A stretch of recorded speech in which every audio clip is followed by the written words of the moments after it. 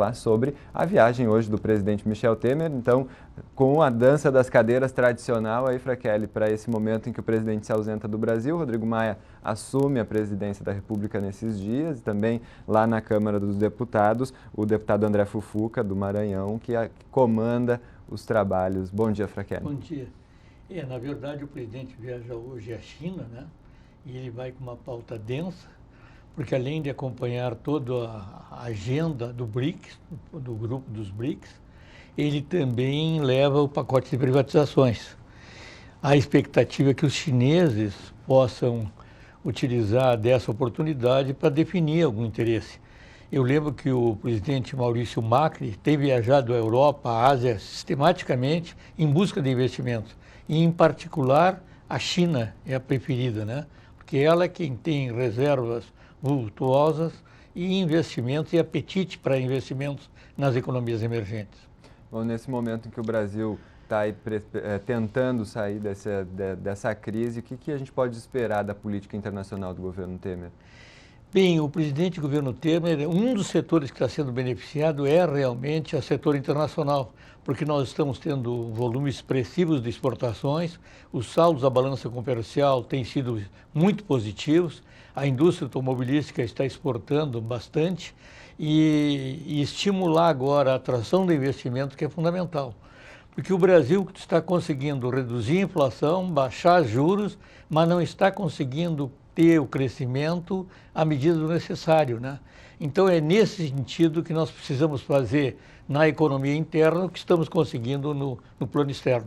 Bom, a gente estava acompanhando a Expo Inter ontem, o pavilhão internacional está bastante movimentado. É uma tendência aí de nós conseguirmos apoio no setor internacional para a recuperação da economia gaúcha também, Frakelli? Eu acredito que sim, né? Nós tivemos dois fatos importantes no fim de semana. Em primeiro lugar, o furacão Harvey, em Houston. Passei fim de semana acompanhando, porque eu estudei em Houston, né?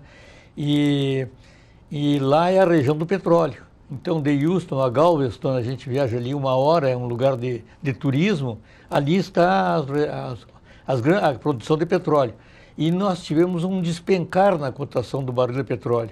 E ontem foi o segundo fato, os coreanos lançaram um foguete, um míssil que passou em cima do Japão e no norte do Japão tocou o alarme. E as pessoas começaram a procurar os abrigos antiaéreos, né?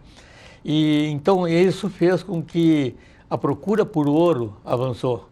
Então, no momento que nós estamos na Expo Inter, no momento que nós estamos tendo atração por capital internacional, o mundo, tanto no petróleo como no ouro, tem uma mudança muito brusca e isso deve permanecer, porque as inundações em Houston devem demorar mais uma semana e o problema do norte-coreano deve ter digamos assim, uma participação americana a partir de agora. A gente está esperando o que vai acontecer. Bom, ainda nesse setor internacional, Frakelli, a gente tem essas notícias agora desses bombardeios lá no acirramento, né, dessa disputa aí. A gente deve ver impactos econômicos sobre o Brasil também, com uma possibilidade de um acirramento ainda maior dessa disputa? Bem, o que nós podemos ter é preocupações com o ouro, né, e com o euro. Porque neste momento, os jornais de hoje de manhã dão conta que na Ásia, na noite passada, nós temos sempre algumas horas com a Ásia na frente, né? Então houve forte valorização do ouro e do euro. Então essas mudanças com relação ao dólar devem acontecer. E isso repercute diretamente numa economia sob a influência do dólar, como é o caso brasileiro. Bom, e voltando para o Brasil então, Frakelli, a gente está completando agora 8 meses, né, do exercício econômico de 2017. O que a gente pode avaliar já desse período? Bem, nós conseguimos superar alguns obstáculos, né? Nós conseguimos derrubar a inflação, nós conseguimos reduzir o juro, mas nós não estamos conseguindo fazer com que a retomada do crescimento e a geração de emprego acontece. E, efetivamente, o cenário político, o cenário econômico à frente, ele é pleno de incertezas, né? O Rodrigo Janot declarou ontem que em algum momento a Lava Jato chega ao final. Então isso até me surpreendeu, eu estava assistindo a televisão quando vi essas frases dele. Ao mesmo tempo, a economia brasileira tem um descolamento entre a visão do mercado e dos analistas. O mercado, desde o primeiro momento que se percebeu que o Brasil não se tornaria uma Venezuela, houve valorização. e a Bolsa chegou a 71 mil pontos na sexta-feira e se manteve ontem. Então, o mercado está extremamente otimista, mas os analistas econômicos não comungam desse otimismo. Acham que a demora vai demorar bastante. Pode ser especulação, então, esse otimismo no mercado financeiro? Mas é natural, né? Normalmente o mercado precifica o que vai acontecer e aposta. E essa melhora da não Venezuela para o Brasil real, isso aí já está consolidado. A preocupação a partir de agora é de que demore muito a haver a recuperação da economia brasileira. Então, no próximo quadrimestre, que é o último quadrimestre do ano, nós não temos expectativa de melhoras? Bem, nós não temos expectativa de melhora porque a agenda de reformas, né, não avança suficientemente. Agora, por exemplo, com a ida de Rodrigo Maia para a presidência da República, a agenda de reforma parou.